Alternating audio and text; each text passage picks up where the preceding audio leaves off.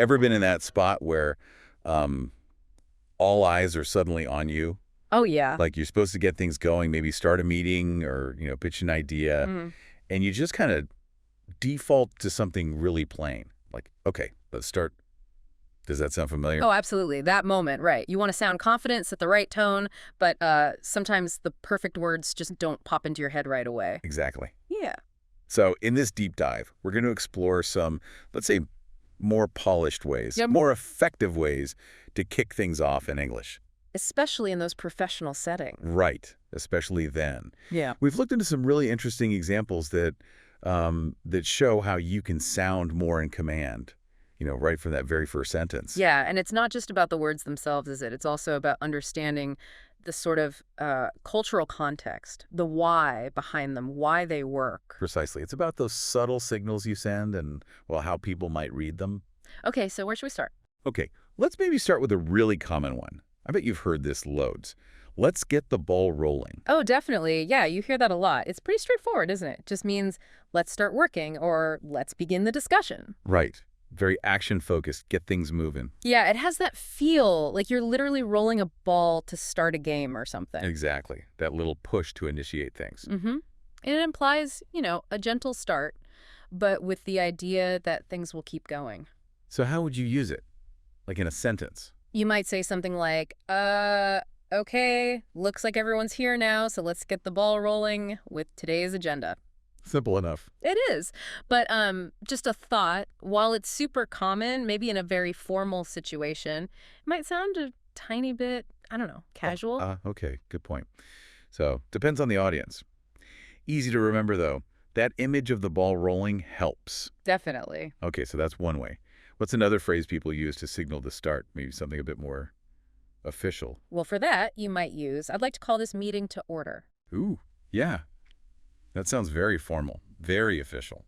It absolutely does. It basically means I'm now formally starting this meeting. Mhm. And it carries, well, a certain weight. Right, like you said, formal. Think about where you'd hear it.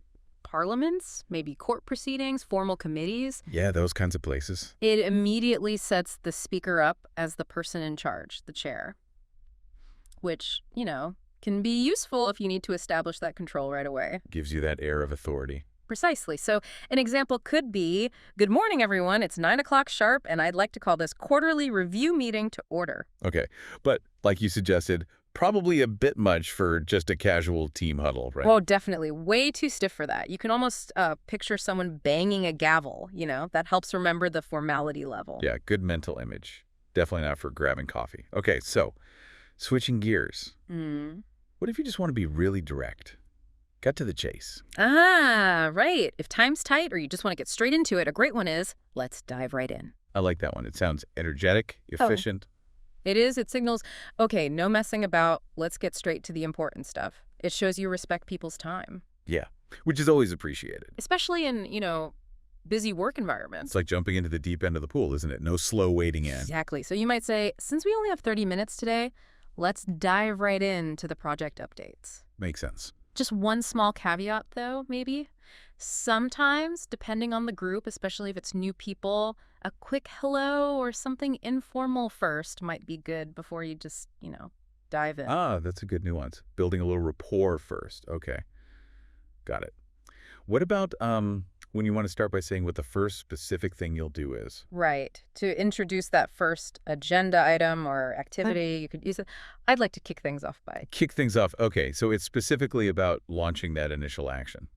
Exactly. It means, I'm going to start with this. It's like the kickoff in a football or soccer game, right? That first action that gets the whole thing started. Yeah, you're literally setting things in motion, kicking it off. For instance. Okay, everyone, I'd like to kick things off by thanking you all for making time for this meeting today. Or maybe I'd like to kick things off by reviewing last month's sales figures. That feels quite clear, quite organized. And again, the image helps kicking a ball. Easy to remember. Definitely. Okay, another situation. Let's say everyone's already got the background info, the pre-reading. Yeah? You just want to start quickly without preamble. Ah, okay. In that case, you might say, without further ado, let's begin. Without further ado, that sounds a little older. A bit Yeah, traditional. that does have a slightly more formal, perhaps traditional ring to it, yeah. But people definitely still use it. It simply means let's start now without any more delay or fuss. Fuss. Isn't ado an old word for fuss or bother? Like Mm. Shakespeare, much ado about nothing. Exactly, you got it. So you're basically saying, we've done the prep, let's skip any more fuss and just get started. Okay, that makes sense. It works well when, say, introductions or background aren't needed. Like, you've all seen the agenda and the background docs, so without further ado, let's begin our strategic planning session. Gotcha. Like sweeping away the unnecessary bits to save time. Kind of, yeah. All right, one more. What if the main goal at the start is just to be welcoming, make people feel comfortable? Ah, yes. For a polite and welcoming opening, a lovely phrase is, I am pleased to welcome you all to this meeting. That sounds really nice. Friendly, positive. It is. It conveys, quite simply, I'm happy you're all here. It acknowledges everyone's presence, sets a positive tone right away, shows respect. Like how you'd greet guests arriving at your home, maybe? Or a party. Exactly that kind of feeling. You could say, I'm pleased to welcome you all to this quarterly strategy meeting. Your insights are going to be invaluable. Something like that. Yeah, that definitely makes people feel valued right from the start, like opening your arms and welcome. So we've got these different phrases. But thinking about different workplaces, different maybe cultural contexts, do these land differently depending on the environment? It's not just about direct meaning, is it? Oh, absolutely not. The way meetings start can vary quite a bit. In some places there's maybe an expectation of some small talk first, just casual chat to build rapport before you officially begin. Right, easing into it. Yeah, but in many, say, English-speaking professional contexts, there's often more emphasis on starting promptly, getting down to business efficiently. So a clear opening statement is kind of expected. Often, yes. And the person leading the meeting often uses these kinds of opening phrases, partly to, well, establish their role as the facilitator, to guide things from the get-go. Interesting. So the language itself helps signal leadership, even if it's not explicitly about their job title? Exactly. It's part of managing the flow and setting expectations. Okay, let's try a quick practical scenario.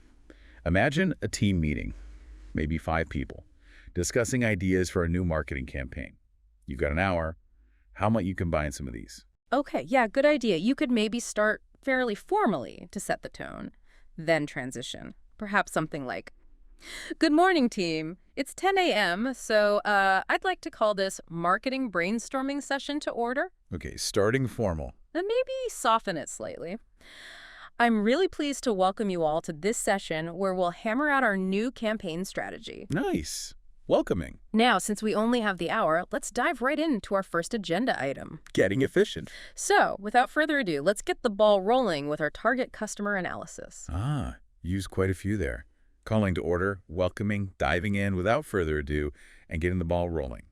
Nicely done. Well, you probably wouldn't use all of them quite like that normally, but it shows how they can fit together depending on the flow you want. Right. Right, it illustrates the options. Yeah. Okay, let's quickly revisit some key ones. Maybe hearing them again helps. For just a standard team meeting, getting updates. For that, nice and simple, let's get the ball rolling with our weekly updates. Slightly faster pace. Let's get the ball rolling. Okay, and maybe presenting to a new client. You want to be welcoming. Definitely.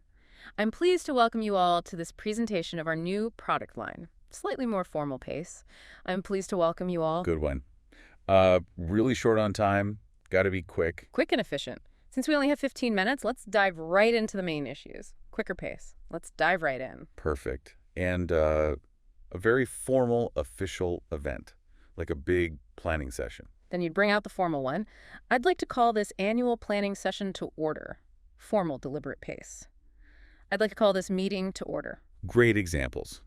Okay, let's do some rapid-fire choices. Yeah. Very short, super urgent meeting. Which one fits best? Gotta be. Let's dive right in. Let's dive right in. Okay. An important board meeting. High stakes. There, I'd go with, I'd like to call this meeting to order. I'd like to call this meeting to order. Makes sense. And first meeting with brand new team members. You want to make them feel included. For that, definitely. I'm pleased to welcome you all to this meeting. I'm pleased to welcome you all to this meeting. Excellent. So just to recap quickly, we've covered let's get the ball rolling for starting work. I'd like to call this meeting to order. Very formal start. Let's dive right in, getting straight to the point. And I'd like to kick things off by introducing the first action. Without further ado, let's begin, starting quickly when background isn't needed. And I'm pleased to welcome you all for a friendly, welcoming start. 6 great options, each with its own sort of flavor and best use case. Exactly. It's all about picking the right tool for the job, essentially. Considering the context, who you're talking to, and, well, the impression you want to make right at the start. This has been super useful, really practical stuff. Glad to hear it. And looking ahead, our next deep dive will actually build on this. We'll be getting into steering the conversation, advanced phrases for taking the lead in meetings. Ooh, interesting. Yeah. So moving beyond just starting into actually guiding the discussion, expressing opinions effectively. Exactly that. How to navigate the meeting once it's underway. Sounds like a great topic. Looking forward to that one. Me too. And for everyone listening, we'd love to know, which of these opening phrases do you like best? Or maybe you have another go-to way to start things off. Let us know. Yeah, share your thoughts. Let's get the ball rolling on that discussion. Thanks for tuning in, and we'll catch you next time for another insightful deep dive.